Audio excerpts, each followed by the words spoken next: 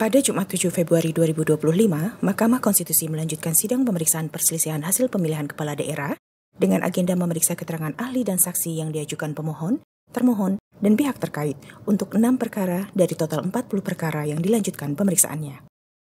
Dalam panel 1 yang dipimpin Ketua MK Soehartoyo didampingi Hakim Konstitusi Daniel Yusmik Foek dan M. Guntur Hamzah memeriksa perkara perselisihan hasil pemilihan Bupati Tasikmalaya dan Magetan. Ahli Hukum Kepemiluan Titi Anggraini yang dihadirkan oleh pemohon memberikan keterangan mengenai ketentuan syarat masa jabatan calon kepala daerah yang pernah diperiksa, diputus, dan diadili oleh MK. Ahli menjelaskan dalam pertimbangan hukumnya, MK menyatakan makna satu periode masa jabatan adalah yang telah dijalani setengah atau lebih tanpa membedakan masa jabatan sementara tanpa pelantikan dan masa jabatan definitif. Untuk calon kepala daerah dan wakil kepala daerah, ketentuan penghitungan masa jabatan terkait norma pasal 7 ayat 2 huruf N Undang-Undang Nomor 10 Tahun 2016 adalah masa jabatan yang dihitung satu periode, yaitu masa jabatan yang telah dijalani setengah atau lebih dari masa jabatan kepala daerah, di mana masa jabatan yang telah dijalani tersebut adalah masa jabatan baik yang menjabat secara definitif maupun penjabat sementara sepanjang telah dijalani secara nyata, real atau faktual, dan bukan masa jabatan yang dihitung berdasarkan waktu pelantikan. Dalam panel 2, perselisihan hasil pemilihan Bupati Pesawaran dan Palopo yang dipimpin Wakil Ketua MK Saldi Isra didampingi Hakim Konstitusi Arsul Sani dan Ridwan Mansur memeriksa keterangan ahli dan saksi yang diajukan pemohon, termohon, dan pihak terkait perselisihan hasil pemilihan Bupati Pesawaran dan Palopo. Haryo Susetio, Koordinator Substansi Analisis Penilaian Hasil Pendidikan Pusat Asesmen Pendidikan Kementerian Pendidikan yang diajukan pihak terkait perselisihan hasil pemilihan Bupati Palopo, sebagai ahli dalam keterangannya yang menjelaskan tata cara seseorang untuk mengikuti paket C. Haryo juga menjelaskan data siswa paket C dapat ditelusuri di Pusat Kegiatan Belajar Masyarakat Penyelenggara Paket C, Dinas Pendidikan setempat.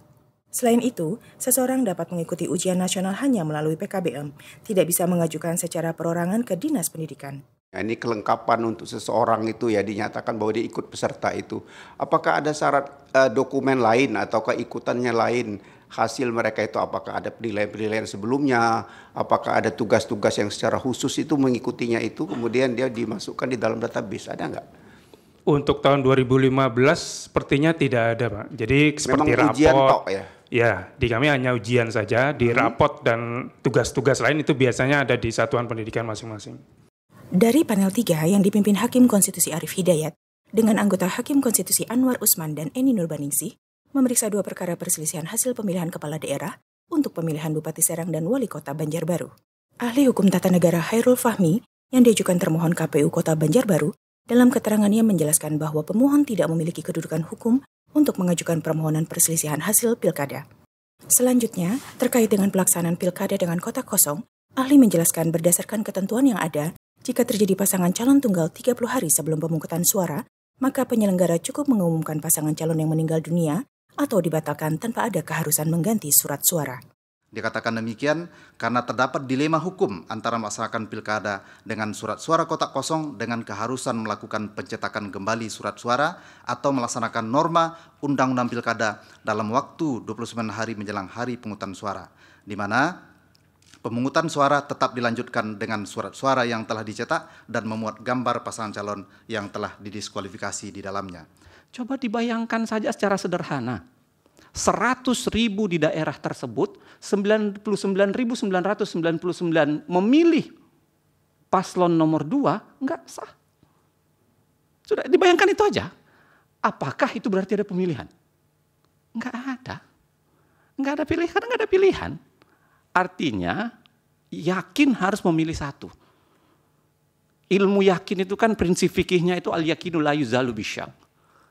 Kalau enggak ada keraguan di kepala kita untuk mengatakan itu bukan pemilihan.